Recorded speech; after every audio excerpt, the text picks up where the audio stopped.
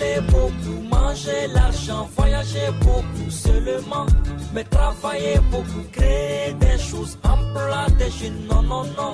Les dirigeants africains, les dirigeants sont comme ça. Les grandes gueules. Nous sommes vendredi 18 décembre 2020. Merci à Amadou Sow qui gère les sons du côté de la radio. Merci à la belle équipe du côté de la régie qui permet de vous aider à mieux comprendre les actualités que nous décryptons ici à la radio et à la télévision. Très heureuse de vous retrouver en ce vendredi matin pour parler d'autres sujets d'actualité qui marquent le fonctionnement de notre République, la Guinée. Aujourd'hui, nous parlons également de ce sujet dont on a parlé hier, la mort donc de Roger Bamba. Les interrogations persistent sur la cause de la disparition de ce militant de l'UFDG en détention à la maison centrale. La femme du défunt évoque la thèse d'un empoisonnement et réclame justice pour son époux. Le ministère de la Justice, quant à lui, se dit prêt à procéder à une autopsie si la famille en faisait la demande. Le chargé de la communication révèle du ministère de la Justice, bien entendu, révèle que la victime souffrait d'une cirrhose de foie. Comment la famille de Roger Bamba réagit-elle à cette révélation? Nous tenterons de joindre la femme du défunt, Christine Mami Bamba. Et que dit Karfamoria Kaba, cité parmi les personnes qui ont contribué à l'arrestation de Roger Bamba? Karfamoria Kaba, communicant du RPG Arc-en-Ciel, il sera avec nous au bout du fil si tout va bien dans cette émission. Plusieurs universités du pays étaient en ébullition ce jeudi. Une manifestation d'étudiants a tourné au cauchemar à Kankan, Kindia et Conakry. Ces accrochages qui avaient lieu entre les étudiants et les agents des forces de l'ordre ont fait des blessés et plusieurs arrestations ont été enregistrées. Les étudiants réclament la diminution des frais d'inscription dans les établissements d'enseignement supérieur qui sont passés de 15 000 francs guinéens à 200 000, soit une augmentation de plus de 2000%. Quelle est la situation et que s'est-il passé dans la journée de ce jeudi? Nous aurons comme invité Kabine Keita, étudiant à l'université de Somphonia. Nous essaierons également de joindre quelques étudiants à l'intérieur du pays, si tout va bien, de Kankan et aussi à Kindia. Si tout va bien, nous rejoindrons également le ministère de l'Enseignement supérieur. D'autres sujets viendront évidemment s'ajouter à ceux que je viens de lire. Vous le savez, les numéros défilent juste en bas de l'écran. Vous pourrez interagir à cette émission. 657 39 13 13 ou nous écrire sur Twitter. Nous nous ferons le plaisir de relayer vos messages dans la deuxième partie de cette émission. Encore une fois, bonjour et bienvenue à tous. Alphonse Mara, j'allais dire Mohamed Mara. Je l'ai encore dans la tête. Bonjour ouais. Alphonse. Bonjour Diadia. Comment ça va? Ça va, alhamdoulilah. Tu as disparu? J'avais fait un petit tour à l'intérieur du pays pour des activités et des compléments d'enquête. Ok. Je suis revenu avec quelque chose à offrir. Des révélations à faire. Ouais. Caps, bonjour. Oui, bonjour Madame Hiro. Bonjour Diba Milimono. Bonjour Madame Hiro. Antoine Kourouma, bonjour. Bonjour Diadia, bonjour à tous. Bienvenue. Et nous ouvrons donc par ce conseil des ministres qui s'est tenu hier, ce jeudi. Le président Alpha Condé qui n'est pas content du fonctionnement de son administration, Antoine. Oui, on l'a senti hier lors du compte rendu du conseil des ministres. Apparemment Alpha Condé qui dénonce un certain nombre de choses dans le fonctionnement du gouvernement. Parmi ces éléments cités par le président, on note la faiblesse de la communication. Selon donc le président, son équipe gouvernementale n'aurait pas fait assez d'efforts pour freiner ou pour stopper une certaine campagne de dénigrement et d'intoxication que l'opposition était en train d'opérer sur le terrain. Et il les incite à davantage fournir des efforts dans ce sens. L'autre élément cité par le président, c'est bien sûr la sédentarisation de nombreux cadres à des postes qu'ils occupent durant parfois des décennies, avec comme corollaire une faiblesse, une baisse d'efficacité et de rendement des services qu'ils dirigent. C'est ce que nous dénonçons tout le temps. Si le président aujourd'hui qui les nomme? Justement, si le président se rend compte aujourd'hui qu'il y a des personnes dans son administration qui ne sont pas postées ou qui durent à leur poste, je me demande... je ne sais pas, si c'est un nouveau président apparemment que nous avons désormais qui voit les choses autrement. Et c'est maintenant qu'il se rend compte... C'est pas la première fois qu'il dénonce des dysfonctionnements au sein de l'administration. Au lieu de dénoncer comme nous, c'est ce que nous faisons dans ce studio. Ça, c'est notre rôle. Le rôle du président, c'est d'agir. C'est une première.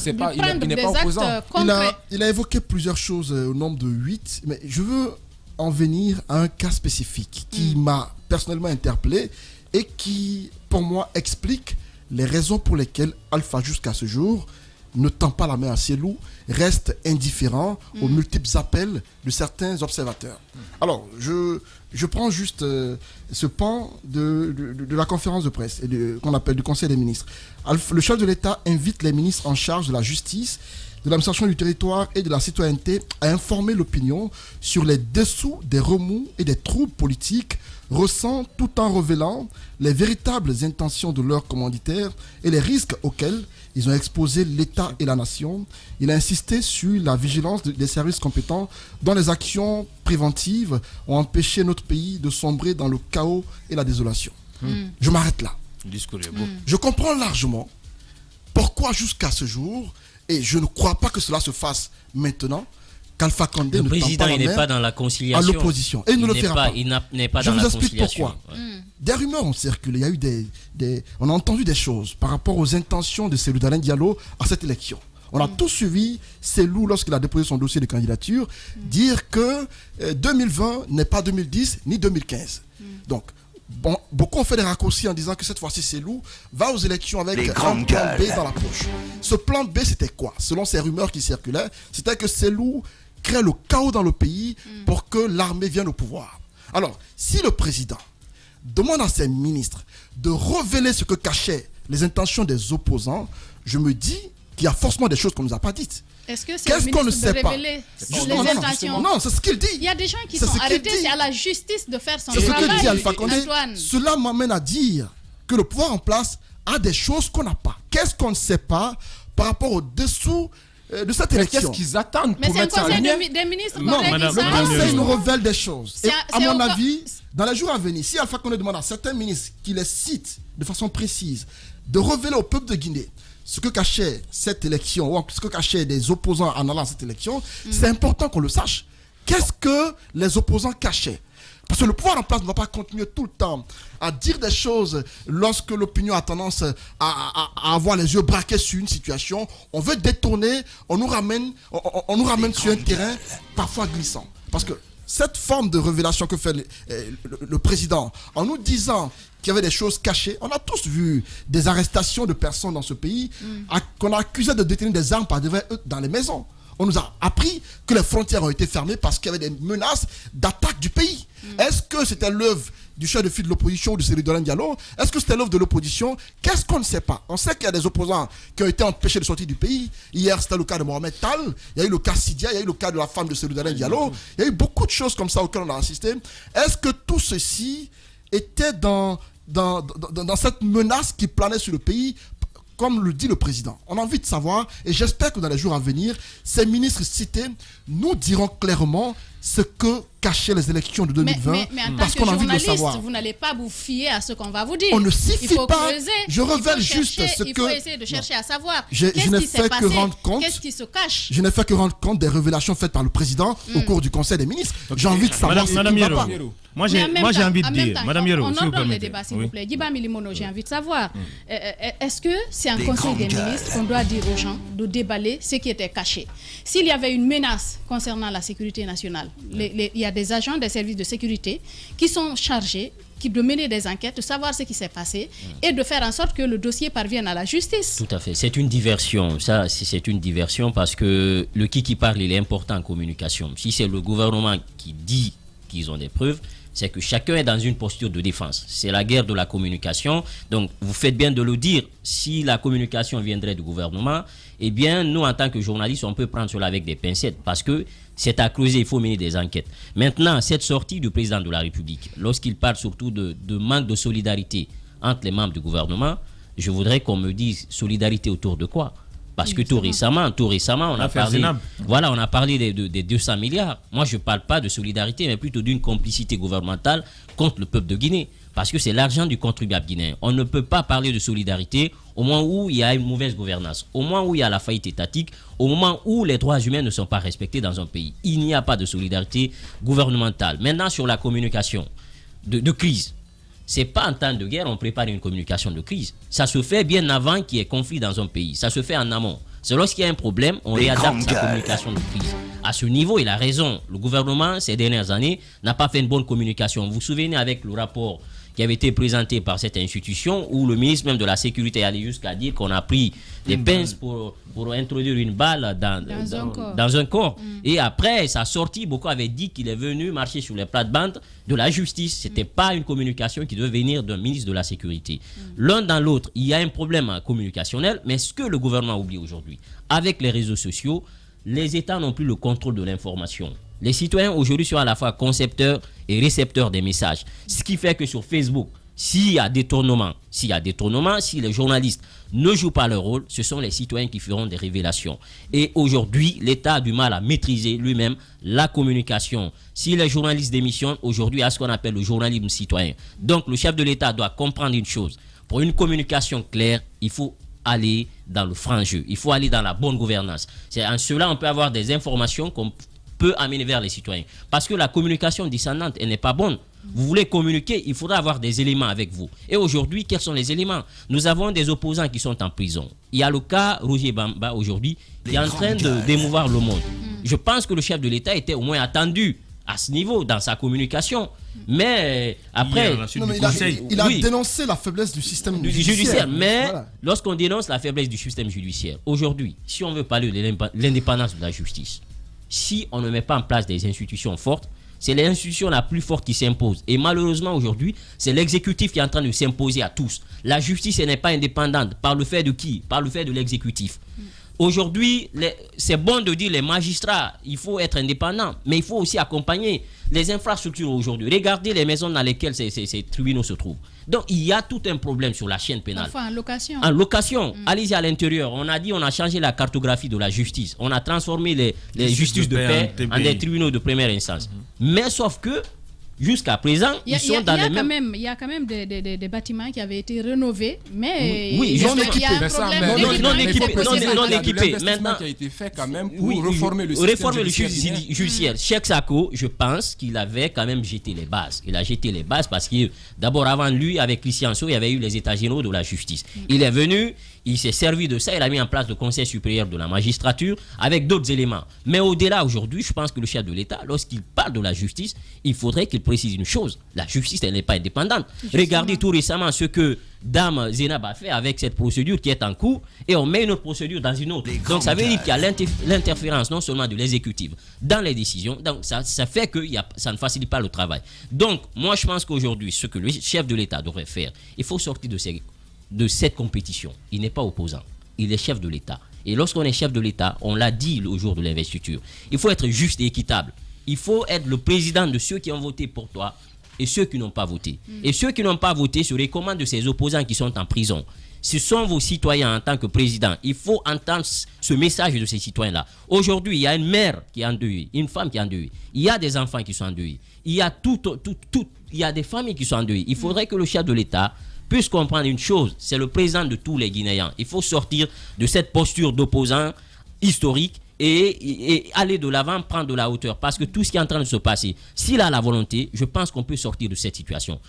Les opposants n'ont pas le pouvoir dans ce pays. C'est juste une question ils manifestent. Et s'il y a une solution, je pense qu'ils peuvent aussi bouger sur les lignes, accepter d'aller vers le chef de l'État pour un dialogue, pour que ceux qui sont en prison soient libérés et qu'on puisse quand même débattre des questions structurelles qui vont nous sortir un peu de ce carcan. Bien, Caps, vous avez également suivi cette actualité. Quand on parle par exemple des personnes qui s'éternisent à des postes définis, je pense que ce n'est pas la question de s'éterniser, c'est une question de résultat. À supposer qu'une personne produise de très bons résultats à un poste défini, je pense qu'il n'y a pas de problème, il n'y a pas de péril à la demeure. Il n'y a pas de péril à la demeure, mais ce qu'il faut préciser également, il faut que cette personne soit à même de préparer sa relève. Préparer sa relève et à des moments, il est important aussi de faire bouger ses cadres dans ses administrations, dans des endroits. Pourquoi? Parce qu'après, quand ils connaissent trop le système, en fait, à partir de là où ils sont, ça les facilite, ces sorties d'argent, ces corruptions, ces complicités, on en demeure. Mais moi, la partie qui m'intéresse le plus, surtout hier dans le Conseil des ministres, le chef de l'État a dénoncé la faiblesse du système judiciaire guinéen, malgré des réformes qui ont été effectuées à ce niveau-là. Et ce qu'il faut dire, lors de l'investiture, le président de la République parle de quoi? Il parle de gouverner autrement. Et donc, gouverner autrement, qu'est-ce que ça veut dire? Ça se résume à une seule chose. C'est ce système judiciaire-là qui a la clé, justement, de lancer ce signal fort que oui, effectivement, on veut gouverner autrement. On a cette affaire de monsieur Bamba qui révèle tout. Est-ce qu'aujourd'hui, on a un prisonnier politique qui décède au réveil, si vous voulez, au début de ce nouveau mandat du chef de l'État. Mais au-delà de ça, ce qu'il faut préciser, le chef de l'État aujourd'hui doit comprendre qu'il doit sortir de cette position ou cette posture d'opposant. Il est dans cette posture, ça fait 10 ans. 2010, 2020, il est toujours en train de dénoncer. Et aujourd'hui, pour nous, c'est le temps d'agir parce qu'on a trop attendu. Il faut maintenant qu'il passe à l'action, qu'il pose les véritables bases des institutions fortes. Si aujourd'hui, il réussit à donner cette indépendance et cette autonomie à la justice, moi je pense que la justice pourra faire évidemment le travail. Mais ce qui se passe, c'est qu'aux yeux du peuple de Guinée, le chef de l'État a une posture, a un discours et derrière, il tape avec du bâton sur cette justice. Et donc la justice aura bien entendu du mal à pouvoir faire le travail qu'on lui demande. Et aujourd'hui, s'il a envie de lancer un signal fort, de rassurer le peuple de Guinée, de rassurer la communauté internationale dans son ensemble, parce qu'aujourd'hui, on sait que le chef de l'État, il est dans une guerre de redorer son blason du point de vue diplomatique. Et donc, il a une occasion parfaite de pouvoir justifier et pouvoir mettre les choses en clair à travers cette justice-là. Et l'autre chose qu'il faut ressortir, c'est quand on prend le porte-parole du ministère de la Justice, quand même, il a une certaine responsabilité qui est de faire une très bonne communication. Et aujourd'hui, on attend bien entendu la femme de Mme Bamba qui va justement nous dire est-ce qu'une autopsie sera portée dans ce sens. On va parler du sujet. Et, Alphonse Mara, vous avez également suivi cette actualité. Est-ce que vous pensez qu'au lieu de dénoncer comme le font les journalistes, les citoyens, le chef de l'État ne devrait pas, par exemple, prendre sur lui la décision d'agir? Quand il voit, par exemple, un cadre qui n'aurait pas bien géré, qui ne répond pas aux critères, qui ne respecte pas sa lettre de mission, la lettre qu'on lui a confiée, on met juste la personne à côté. Moi, j'ai envie qu'on me pince pour que je me réveille, afin que je pince le président de se réveiller. Le président a obtenu son 3e mandat. Il faut dire la vérité. Aujourd'hui, il vient d'arriver sur la même ligne que les opposants qu'il a dénoncés depuis 10 ans. Monsieur le Président, votre temps de dénonciation est terminé. Vous êtes arrivé à la même ligne que ceux que vous avez dénoncés en 10 ans. Je reviens sur la communication du gouvernement. Le facteur le plus important dans la perception d'un message, c'est l'affinité. Quand il y a une affinité entre les administrateurs et les administrés, le message véhiculé, qu'il soit léger ou avec un poids, est bien perçu. Mais déjà qu'on ne vous fait pas confiance, comment on va recevoir votre message? Il n'y a pas de moyen. Donc quand il dénonce le fait que le gouvernement n'a pas suffisamment mouillé le maillot pour que ses détracteurs n'aient pas autant d'audience, je veux le dire que lui, président de la République, a raté la création de cette affinité entre le peuple de Guinée et lui.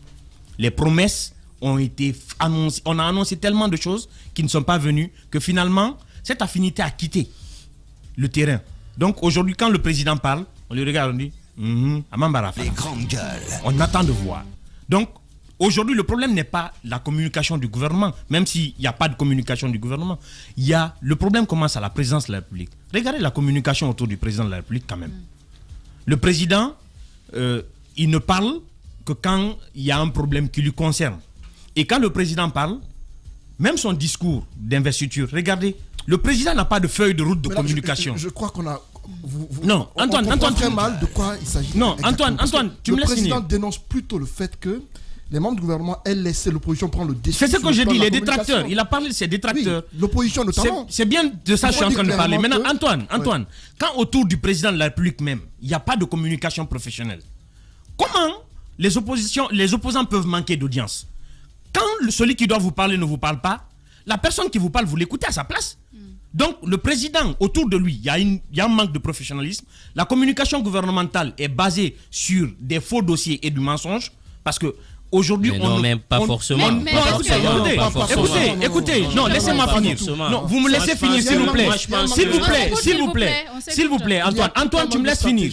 Quand j'ai dit qu'il n'y a pas d'affinité, cette affinité est basée sur la confiance. Quand vous me dites quelque chose pendant que je ne vous crois pas, ça devient un mensonge. Et aujourd'hui, la communication du gouvernement est basée sur ce mensonge aux yeux du peuple. Non, Antoine, laissez-moi finir. Excusez-moi. Quand je parle de ce mensonge, attendez, Antoine. Cette communication fait aujourd'hui que le président, la communication de son gouvernement et la communication du président accorde de l'audience à ses détracteurs. Ces détracteurs se basent sur ce qu'eux, ils n'ont pas dit pour dénigrer le président. Donc, aujourd'hui, le président, sa communication personnelle et la communication de son gouvernement fournissent tous les éléments à l'opposition pour le dénigrer. Ça, c'est le premier facteur. Le second, quand il parle de cadres qui restent au pouvoir et à des positions pendant plusieurs années, quand le président est venu, la première chose pour laquelle toute l'administration guinéenne l'a adoré, c'était cette réforme qu'il a promis. Qu'en est-il de la réforme aujourd'hui véritablement? La seule réussite de la réforme, c'est la biométrie. Et même cette biométrie, il reste des questions à se poser autour. Donc, le président n'a pas réformé l'administration guinéenne. Les bases de l'administration, c'est quoi? La mutation. Et cette école qui avait été, on avait promis, l'école nationale. L'école nationale d'administration a été créée. Elle a été créée, mais elle fonctionne avec beaucoup de difficultés parce que les moyens ne sont pas mis là. Cette mutation dont je parle, aujourd'hui, il y a des cadres que le président a nommés qu'il a oubliés à des postes. Il a nommé des cadres à certains postes depuis qu'il est venu. Lui-même, dans son entourage, il les a oubliés. Des cadres qui ont passé 10 ans. Non, écoutez. Le principe de mutation, le principe de mutation voudrait que vous ayez un poste et que vous changiez afin de permettre à d'autres personnes d'acquérir des compétences dans ce poste et à vous de découvrir d'autres horizons. Mais si le président, dans son propre cercle, a oublié des cadres qu'il n'a pas mutés, qu'il n'a pas fait permuter ou qu'il n'a pas fait changer de position, il n'a pas à dénoncer. Aujourd'hui, la posture de dénonciation ne lui va pas. Un président de la République ne dénonce pas. Un président de la République décide et met ses décisions en œuvre. Aujourd'hui, le président n'est pas un opposant. Et je le dis, il est arrivé à la même ligne où sont les personnes qu'il a dénoncées pendant plusieurs moments. On attend de voir son gouvernement autrement à quoi il va répondre. Bien. Mais il n'a qu'à commencer le ménage dans sa propre maison. Antoine, est-ce qu'il faut se lancer dans une guerre de communication pour duper le peuple, pour dire que c'est elle qui a raison ou c'est tel autre qui a raison, ou bien il faut agir, il faut trouver une solution à ces problèmes qui sont en train qui assaillent le peuple de Guinée, au lieu de se lancer dans une guerre de communication entre mouvance et opposition. Il s'agissait d'un conseil des ministres, je crois que c'est l'endroit le mieux approprié pour faire des remontrances à ces cadres. Je crois qu'il n'y a pas un autre endroit. Il n'a pas fait au siège du RPG ni dans un autre endroit. Il a fait pendant le Conseil des ministres. Et les personnes qui l'écoutaient sont des ministres à qui il faisait des reproches. Et je me dis, et on l'a souvent dénoncé dans ce studio, on a une équipe gouvernementale qui, par endroit ou par moment, manque de stratégie en termes de communication. Mais quand on empêche, par exemple, les gens d'intervenir dans certains médias, non, je vais en venir. Comment vont-ils bien communiquer? Parce que vous le savez clairement que quelquefois le président il dit niet, vous ne parlez pas dans cette radio. Ça c'est connu. Ça aussi c'est connu. La communication du gouvernement repose sur qui? Elle repose sur des communicants, entre guillemets. Aujourd'hui, qui ne sont pas forcément professionnels. Non, c'est ce que je dis. Finalement, la communication du gouvernement repose sur ces gens-là. C'est dans ce pays où vous voyez un ministre reposer sa communication sur un communicant, même pas sur son chargé de communication. Ce sont ces communicants-là qui, très souvent, dévoilent des choses liées au fonctionnement du département. Ce sont ces communicants qui, sur la toile, nous disent comment fonctionne. Où est-ce qu'Alpha Condé a mangé ce matin?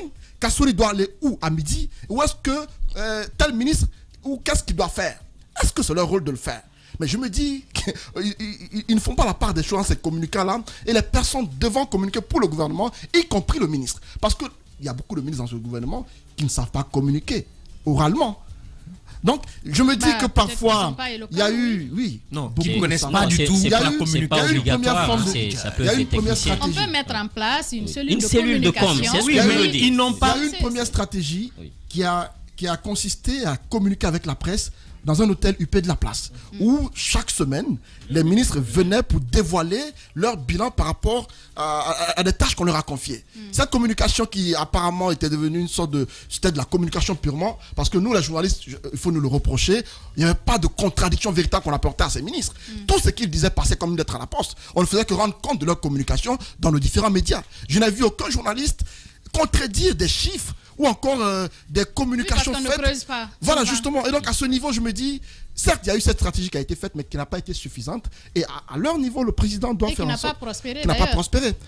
Il y a une évidence qui est là, c'est que l'opposition en termes de communication est plus efficace que le gouvernement qui a tout un arsenal et qui a tous les moyens possibles. Et donc, tout cela n'est pas lié aux moyens, mais c'est une question de stratégie. Et à ce niveau, les opposants sont plus stratèges. Ils sont beaucoup plus...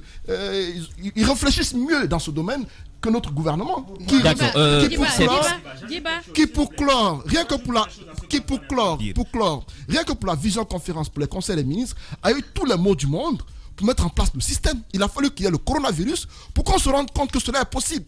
Alors que les écrans étaient présents dans tous les départements ministériels juste pour décorer les salles de conférence. Il a fallu qu'il y ait le coronavirus pour qu'on fasse des essais, des tests, pour dire à tel ministre, pour communiquer, il faut regarder la caméra qui est juste braquée sur ton appareil, et puis tu parles.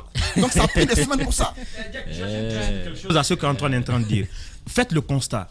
La cellule de communication du gouvernement, cette institution qui est censée régir tout ce qui sort du gouvernement vers le citoyen, ils l'ont étouffé. Ils ont donné plus de pouvoir aux communicants recrutés au sein du parti que cette institution étatique quand même. Aujourd'hui, si vous partez vers la cellule de communication du gouvernement, vous verrez qu'il ne gère... Normalement, les communicants relèvent du parti. Non, pas forcément. Il y a la cellule de communication. Il y a la cellule de communication du gouvernement. Et il y a des communicants particuliers qui ont pris leurs petits proches dans le parti politique. Et les communicants qui sont dans... Ça doit être différent. Ça doit être différent. Donc aujourd'hui, le président doit faire une chose. La cellule de communication du gouvernement doit renaître. Le bureau de presse de la présidence de la République doit renaître. Et il faut que ceux qui ont des petits communicants au sein du parti, on n'est pas contre les recrutements. Recrutez-les, mais formez-les à la communication institutionnelle. Je pense que juste faire peut-être la part des choses. Voilà, le bureau de presse, c'est notre cas. Maintenant, là, nous, on parle de la communication institutionnelle en tant que telle, du gouvernement. Maintenant, sur l'aspect, je pense qu'aujourd'hui, ce qu'il faut faire, il faut faire une harmonisation de la communication gouvernementale. Si tout le monde parle, qui va écouter? C'est ce qui arrive au gouvernement guinéen. D'un côté, il y a le porte-parole du gouvernement qui parle. De l'autre côté, il y a les responsables communication des différents départements qui sont des journalistes, pas des communicants à la profession, parce qu'il faut faire la part des choses. La communication, c'est une science à part. Le journalisme, c'est une autre science. Et aujourd'hui, on recrute des journalistes pour dire qu'il est responsable comme de tel département, ce qui n'est pas bon. Et l'autre aspect aussi, ce sont ces communicants. Mais à partir du moment où tu te recrutes comme communicant, on te forme le manteau de journaliste. Et après, tu dois suivre une formation. Une formation. Parce qu'aujourd'hui, ce qui arrive au gouvernement, moi, je ne suis pas d'accord un peu lorsque Alphonse dit c'est le mensonge. Parfois, il y a de la vérité dans cette communication gouvernementale. Oui. Mais comme l'a dit Antoine, c'est comme avoir une grenade et on ne sait pas dégoupiller. C'est parce que tout simplement, le message qui est là n'est pas bien conçu et on ne sait pas qui doit le véhiculer. Donc, il faudrait... Et à quel moment la personne qui doit parler, il faut que le gouvernement fasse une chose. Il faut un choix d'un homme qui va porter la parole gouvernementale. Est-ce que ça va être le ministre de la Com, le ministre des Transports qui est le porte-parole. Voilà. Pour chaque département ministériel, un porte-parole. Maintenant, on harmonise cette communication pour amener un seul homme à tenir la parole du gouvernement, pour éviter qu'il y ait des dissensions de part et d'autre et qu'on redéfinisse le rôle de ces communicants du RPG. Qu'on leur dise, bon, voilà vos supports de communication, voilà vos cibles, parce qu'il faut segmenter les cibles. Et tout cela, si ça se fait, je pense qu'ils peuvent rectifier le tir. Mais si cela n'est pas fait, ils vont se disperser dans la communication. Tout le monde va parler et après, ça profite à l'opposition. Je suis d'accord, l'opposition aujourd'hui, ils ont l'info avec eux. Et le peuple est de l'autre côté du mur. Donc, ils comprennent ce qui est en train de se passer. Donc, c'est au gouvernement d'harmoniser la communication, de définir les messages clés et de définir aussi ses cibles. En fonction de ça, je pense qu'ils peuvent avoir une bonne stratégie de communication. Là où je ne suis pas trop d'accord avec ce que Dib est en train de dire, il ne faut pas qu'on centralise de trop la communication gouvernementale. Déjà, on a un porte-parole du gouvernement qui a cette charge-là. Mais au-delà de ça, il faut que chaque... pas pleinement il faut que chaque département ministériel ait son charge de com qui puisse vraiment communiquer sur les actions que son département ministériel est en train de faire. Mais il faut que ça soit très bien fait. Et aujourd'hui, le président de la République, encore une fois, ne doit pas se mettre dans cette posture de dénoncer et il a l'occasion parfaite aujourd'hui parce qu'il y a un nouveau gouvernement qu'il doit mettre en place et c'est le moment de ne pas, là où on le reproche en fait, c'est d'arrêter cette dénonciation et de prendre des mesures pour que dans le prochain gouvernement, tous ces ministres qu'il est en train de dénoncer, qui ne sont pas à la hauteur de ses attentes, qui ne sont pas dans sa vision, mais qui les débarquent de son gouvernement. C'est aussi simple que ça. Il faut aujourd'hui donc qu'il puisse sortir de ça et qu'il agisse. Il agisse encore et encore et encore. Et la seule chose qu'on lui demande en tant que chef de l'État, c'est de conquérir toute sa lutte et toute son énergie au point que la justice guinéenne ait cette force-là et cette indépendance. S'il réussit ça, il peut réussir son mandat. Tant que cela n'est pas réussi, je peux vous garantir encore une fois, on ne fera que patauger dans la même chose. Depuis 10 ans, on est dans ça. Il ne faut pas que les 6 prochaines années soient de même également. Des institutions fortes recommandent donc CAPS dans ce studio par des hommes forts. Alors, on en vient à cet autre sujet, mort de Roger Bamba. Les interrogations persistent sur la cause de cette disparition de ce militant de l'UFDG en détention à la maison centrale de Conakry. La femme du défunt évoque la thèse d'un empoisonnement et réclame justice pour son époux. Le ministère de la Justice, quant à lui, se dit prêt à procéder à une autopsie si la famille en faisait la demande. Le chargé de la communication révèle que la victime souffrait d'une cirrhose de foie. Comment la famille de Roger Bamba réagit-elle à cette révélation? Nous tenterons de joindre la femme du défunt, Christine Mami Bamba. Que dit donc Karfa Mouria Kaba cité parmi les personnes qui ont concouru donc à l'arrestation de Roger Bamba? Nous allons essayer dans un instant de l'avoir. Il est d'ailleurs en direct. Bonjour Karfa Mouria Kaba. Oui, bonjour Djadja et bonjour à toute l'équipe de la grande émission GG. Bienvenue chez les grandes gueules. Allez-y Antoine. Voilà, Monsieur Karfa Mouria Kaba, vous êtes accusé d'être le plaignant pour l'arrestation de Roger Bamba. On a vu les messages... Pas le plaignant, c'est lui qui a révélé les messages qu'ils ont échangés en toute intimité, en privé. Donc, il a révélé ces messages, ceux qui auraient concouru à l'arrestation. Donc, vous êtes cité parmi ceux qui ont concouru à l'arrestation de Roger Bamba. Dites-nous, qu'est-ce que vous savez des causes de son arrestation? Qu'est-ce que vous lui reprochiez à l'époque? Merci Antoine et à toute l'équipe. Je ne saurais commencer mon intervention sans présenter mes condoléances à la famille biologique, à la famille politique et à toutes les personnes qui ont connu notre cher Bamba, le fait Roger Bamba.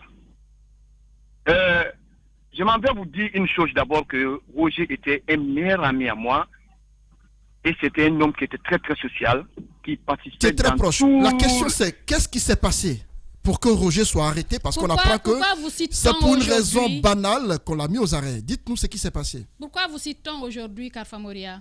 Hier, j'étais au bureau.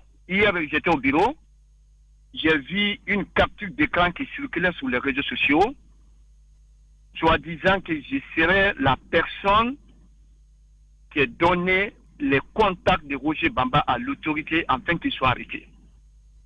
Mais ce que j'aimerais dire d'abord, pour porter plainte, il faut avoir d'abord la qualité et l'intérêt. Ce Roger Bamba m'a fait quoi? Il m'a dit quoi? Qu'il pourrait me pousser à donner cette action à l'autorité. Est-ce que je suis un membre du service de renseignement? Est-ce que je travaille à la police? Mouria, à vous donner le dire. Parce que, voilà. Cette capture d'écran qui circule sur les réseaux sociaux, est-ce que vous avez eu à échanger avec Roger Bamba? Parce qu'on dit que la veille, vous avez échangé, vous avez promis, vous avez menacé plutôt de divulguer ces échanges que vous avez eus. Est-ce que c'est vous, cette capture d'écran, est-ce que ces échanges-là viennent de vous? Madame Hérault, je m'inscris en faux. Les personnes qui ont mis cette capture d'écran, certainement, ils ne sont pas professionnels ou bien ils ne maîtrisent pas la nouvelle technologie. Quand moi, Karfa Mouria, je veux faire la capture d'écran d'Antoine ou bien Madame Hérault, ce que je fais la capture d'écran, c'est le nom de Madame Hérault qui va s'afficher en haut ou bien Antoine. Mais regardez la capture qui circule sous la... Vous savez que c'est le nom de Roger Bamba qui est affiché, ça veut dire que c'est moi-même qui ai fait la capture d'écran contre moi-même. Moi, j'ai eu à échanger avec Roger Bamba, notre dernière conversation, ma main sur le courant. Je suis un croyant avant la politique, date de 2018. Si sa femme a son mot de passe et son contact, sa femme peut fouiller là-bas. Maintenant, quand j'ai vu ça, j'étais étonné. J'ai dit que ce n'est plus maintenant la politique. Comment se fait-il que, moi, ma dernière conversation avec Bamba, je l'ai dit, M. Bamba, en 2018, Karfa Mouria,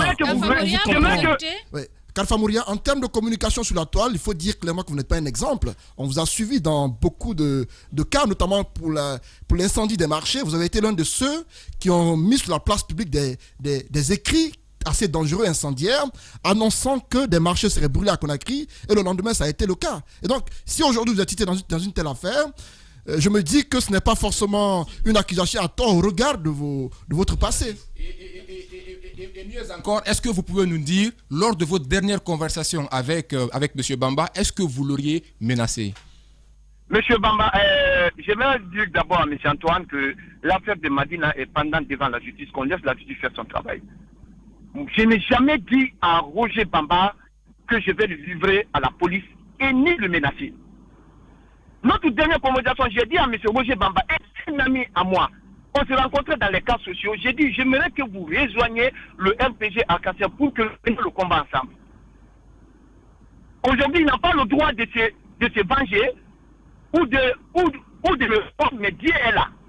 Il m'a dit, M. Kaba, voilà mes conditions. Voilà. Il n'est plus parmi voilà. nous, monsieur voilà. Kaba. J'ai dit, voilà mes conditions. Kaffa Moria, s'il vous plaît, moi j'ai bien envie de comprendre. Aujourd'hui, on a vu tous les communicants du RPG. On a choisi Kaffa Moria.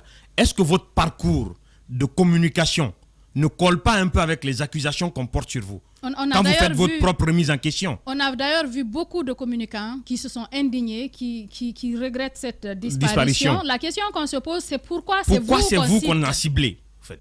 Maintenant, je vous explique maintenant. J'ai dit à M. Roger Bamba, mon souhait est que vous rejoigniez le RPG pour que nous menions le combat ensemble. Il m'a dit OK.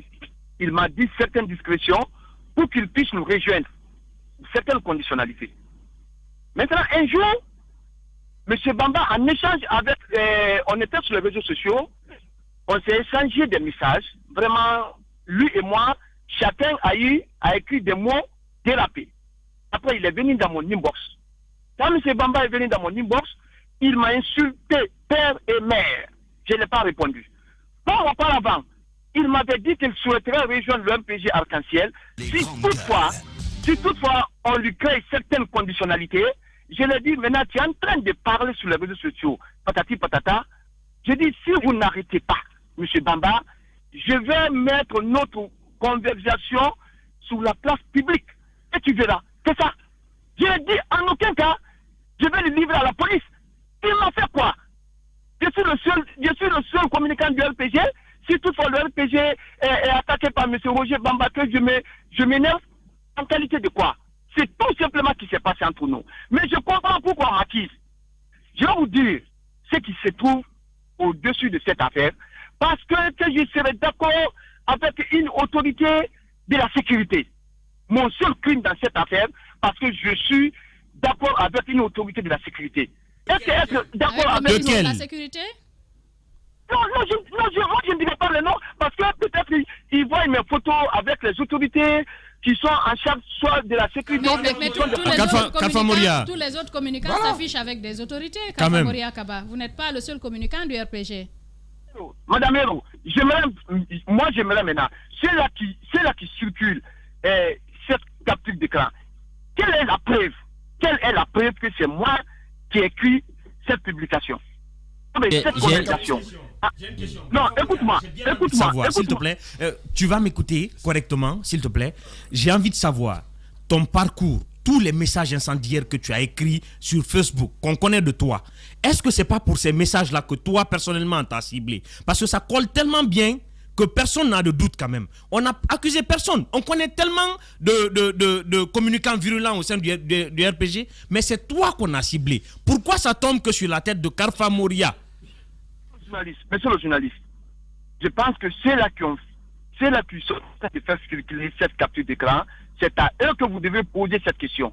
Vous parlez des propos incendiaires. Moi, je pense que l'affaire que vous me reprochez est devant la justice.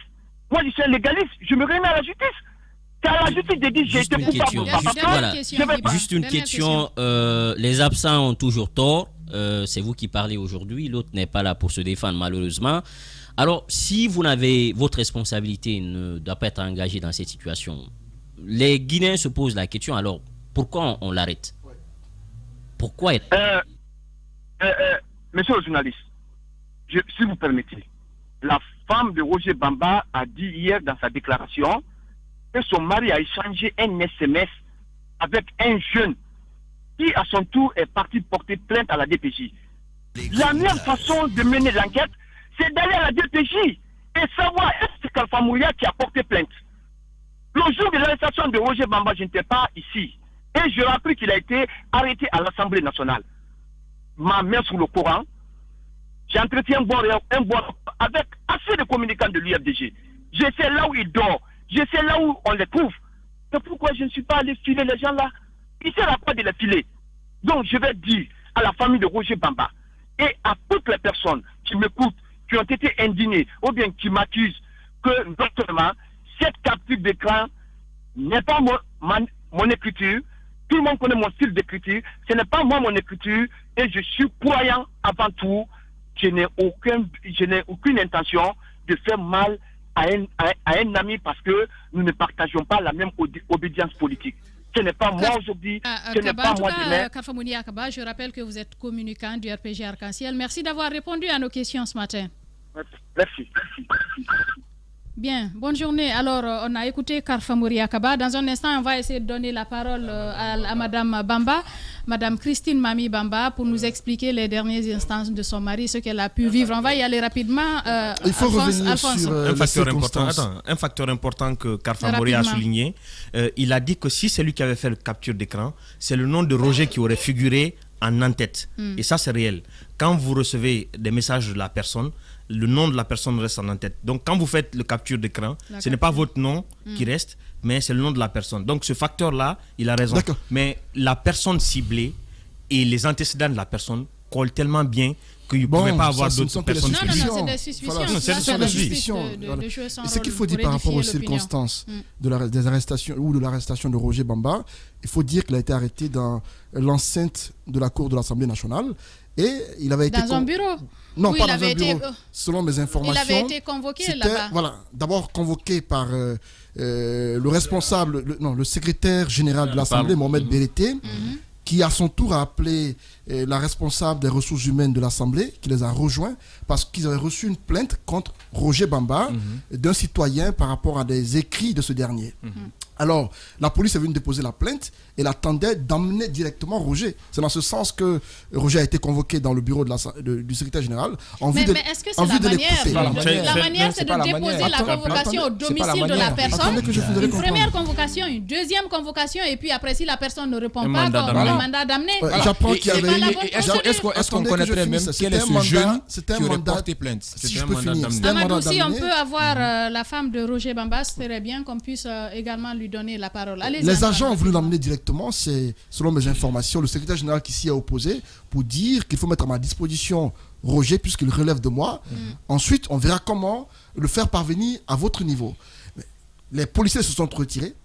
Alors l'Assemblée a été surprise, notamment le secrétaire général, selon mes informations, a été surpris de savoir qu'ils n'ont pas quitté complètement la cour. Ils ont attendu que Roger parte vers son véhicule pour l'arrêter. Donc c'est un peu à la sortie du bureau du secrétaire général que Roger a été mis aux arrêts. Mais à l'insu du secrétaire général, parce que beaucoup disaient qu'il a été piégé par les cadres de l'administration de l'Assemblée, qu'il aurait appelé. C'est eux qui l'ont appelé. Non, c'est différent. Non, c'est différent. Il a été appelé parce qu'il y avait une plainte. De déposer la plainte. Oui. Non, c'est son lieu de service. C'est son lieu de service. Donc si c'est pas au domicile, on peut venir à son lieu de service. Il a un assistant parlementaire. Le secrétaire général s'est opposé. Il faut le rappeler. Mais c'est la police qui n'a pas joué son rôle. On n'embarque pas quelqu'un, surtout dans une enceinte d'une institution. Mais c'était une première convocation. Voilà, justement, on peut lui laisser aller librement. Mais Antoine parle d'un mandat d'amener.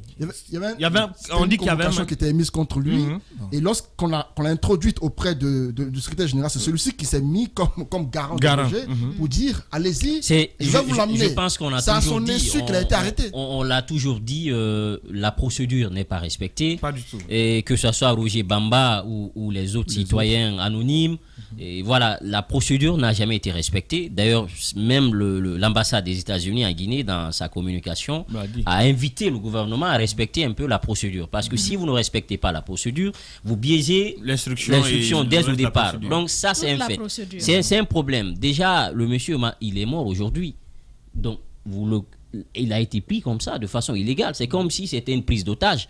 On envoie une convocation, après on vous prend, on te kidnappe. C'est du kidnapping. Je pense qu'il faut sortir de ces pratiques. Et à mon avis, le chef de l'État, normalement, aujourd'hui, en invitant la justice aussi à être plus proactive, à jouer son rôle. De l'autre côté, parce que c'est une chaîne, il faut aussi inviter la sécurité la justice devrait être suffisamment indépendante pour ne pas attendre d'être... Comment on appelle? Interpellé par l'exécutif. Justement, tout à fait. Donc aujourd'hui, c'est ça le problème de l'indépendance des institutions. Des institutions qui parlent de justice, parlent de sécurité. Il faudrait que la sécurité aussi, parce qu'ils ont des formations. Ils savent que dans telle procédure, on ne peut pas arrêter une personne comme ça. Il faut qu'on enlève l'émotionnel. De l'émotionnel dans la façon de et que travailler. les décisions et que les hommes en uniforme aussi comprennent une chose, quelle que soit la décision. Si vous savez qu'elle est illégale, vous n'avez pas le droit d'exécuter. Dans ce pays, il y a des communicants qui ont du pouvoir, qui ont de la force. C'est malheureux. On a vu des communicants terroriser des familles ici, dans ce pays. Il y a des communicants dans ce pays qui se tapent la poitrine pour dire que je suis le protégé de telle personne. Et il ne s'en cache pas. Le président a laissé faire. Ce que nous comprenons, c'est que c'était une histoire banale entre Roger et un citoyen qui l'a amené en prison et qui a fait qu'on l'a détenu de façon prolongée. Et ce qu'il faut dire, c'est que des citoyens qui se font appeler communicants sont protégés par des cadres de l'administration à qui on donne tous les moyens, des véhicules, des moyens de communication, tout ce qu'il faut. Ils insultent, ils font tout ce qui bon leur semble sans qu'ils ne soient inquiétés. Et je me dis que Roger a été victime d'une telle pratique. Il a été victime de quelqu'un qui, pour moi, se croyait tout permis, qui se dit que j'ai le pouvoir de te faire arrêter et de te mettre en prison sans que rien ne sorte. Et aujourd'hui, finalement, la personne a eu raison sur Roger parce qu'il a réussi à le faire mettre en prison. Et aujourd'hui, ce dernier n'a plus la possibilité de se défendre. Il est mort. Et ce qui choque, on va revenir là-dessus, ce qui choque du porte-parole du ministère de la Justice. Hier, je l'ai dit, Sékou Kourouma, pardon, Sékou Keïta. Sékou Keïta, pour moi, et il a révélé encore hier, à la tête de la communication au ministère de la Justice, je ne sais pas quel a été le casting, par quel moyen, ou quel était le critère de sélection de Sékou Keïta, mais pour moi, depuis qu'il porte la communication du ministère de la Justice, c'est la catastrophe. Tout ce qui sort de sa bouche, mais ça donne à réfléchir. Comment est-ce qu'un département ministériel peut rendre public un communiqué parlant de la mort d'un citoyen sans évoquer les raisons et que Sékou parte sur RFI pour dire que la victime, qui est Roger Bamba, est morte d'une cirrhose de foie sans qu'il y ait d'autopsie. Justement, qui le lui a dit? Parce que dans le communiqué du ministère de la Justice, c'était pas évoqué. Ils ont dit que la famille. Aucune raison. Ils ont dit que la famille est libre de demander l'autopsie. Comment est-ce que Sékou Keïta a su que Roger est mort d'une cirrhose du foie? J'ai envie qu'on me le dise, parce que là, il a dit sur un média international, il a refusé de le dire hier sur notre antenne, il a dit ailleurs. J'ai envie qu'on nous dise clairement comment l'a-t-il su et qu'il s'explique, parce que là c'est très grave la révélation qu'il fait et ça met un peu en contradiction les propos de sa femme qui parle d'empoisonnement à ce niveau. C'est important qu'on sache ce qui s'est passé. Antoine Kourouma, Madame Christine Mami Bamba, à qui on va certainement essayer de donner la parole dans la deuxième partie parce qu'on n'a pas pu la joindre donc dans cette première partie. Nous allons juste marquer une pause et revenir après l'autre page commerciale. Les grandes gueules sur Espace, c'est la représentativité de la diversité de la société guinéenne. Ils n'ont jamais peur de défendre leurs idées. Entre débats animés, accrochages et éclats de rire, 2 heures de talk-show pour parler, décrypter et débattre de l'actualité et des véritables préoccupations des Guinéens. De 9h à 11h sur Radio Espace et en simultané sur Espace TV.